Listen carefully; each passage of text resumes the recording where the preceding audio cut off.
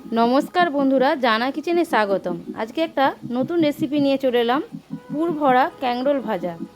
দেখবেন খেতে খুব সুন্দর মুচমুচ করবে। ক্যাংরোলগুলোকে আমি কেটে ধুয়ে এবার আমি সেদ্ধ করে নেব। সেদ্ধ করার জন্য কড়াইয়ের মধ্যে একটু জল আর একটু লবণ দিয়ে দিলাম, দিয়ে ঢাকা দিয়ে দিলাম।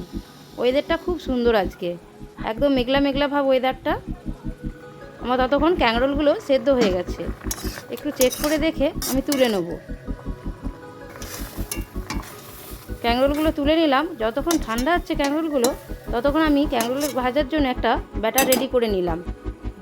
দু চামচ কর্নফ্লাওয়ার, 2 চামচ বেসন, অল্প করে লবণ আর হলুদ, কালো জিরে, একটু স্বাদ অনুযায়ী চিনি দিলাম, আর দিয়ে দিলাম সুজিটা দিলে খাস্তা মজমজ করবে। এবার ভালো করে আমি শুকনো উপকরণটা মেখে নিয়ে জল দিয়ে ভালো করে ব্যাটারটা বানিয়ে নিলাম। যত ভালো করে ব্যাটারটা ফেটিয়ে নেবো তত ভালো করে জিনিসটা হবে। আমার ব্যাটারটা আমার রেডি।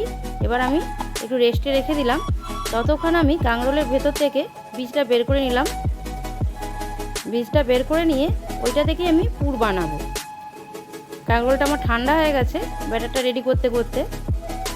এবার আমি সব কাঁকরোলগুলো থেকে বীজ বের করে নিলাম, নিয়ে মিক্সির মধ্যে ক্যাংরোলের বীজগুলো দিয়ে দিলাম।